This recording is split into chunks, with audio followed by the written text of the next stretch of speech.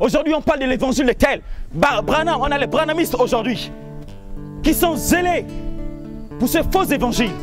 On a d'autres personnes qui suivent un certain Kakou Philippe. De plus en plus, son évangile fait des progrès. Or, Paul dit dans Galates que si quelqu'un vous annonce un évangile, c'est qu'attend de celui que nous vous avons annoncé, qu'il soit anathème. Et de plus en plus, il y a un autre évangile qui est prêché. C'est ça l'apostasie. Mais de Dieu, dans ces temps de la fin, est de plus en plus en train de susciter des hommes avec le front dur pour confronter les faux prophètes, pour défendre la sainte doctrine.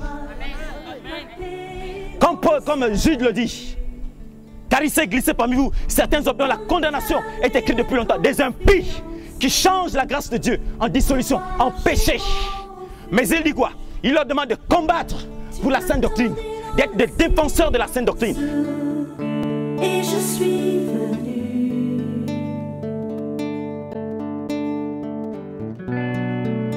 Sauveur de mon... Et dans Philippiens chapitre 2, il cite Saint-Tiche et Évodie qui ont combattu avec lui pour la sainte doctrine. Tous les dimanches tu chantes. Et c'est même toi, avant même d'arriver en assemblée, c'est toi qui as dormi avec une copine, tu as dormi avec un copain. Et il n'y a plus la crainte de Dieu a disparu dans nos assemblées. Les gens se moquent de Dieu maintenant aujourd'hui.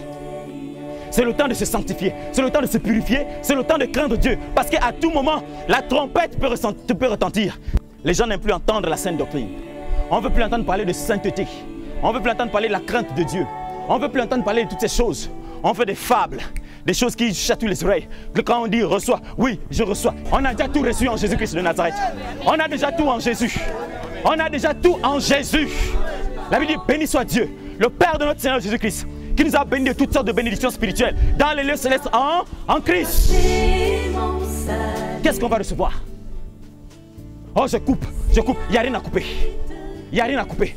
La Bible dit rendez grâce au Père qui vous a rendu capable d'avoir part à l'héritage des saints de la lumière. Il nous a délivrés de la puissance des ténèbres. Tu n'es pas lié.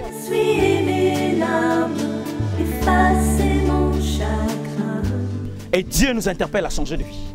Dieu nous interpelle à vraiment examiner nos vies, à être sérieux, à craindre le Seigneur. Parce que, bien aimé, lorsque l'enlèvement, lorsque le son de la trompette va retentir, il y aura des cris terribles.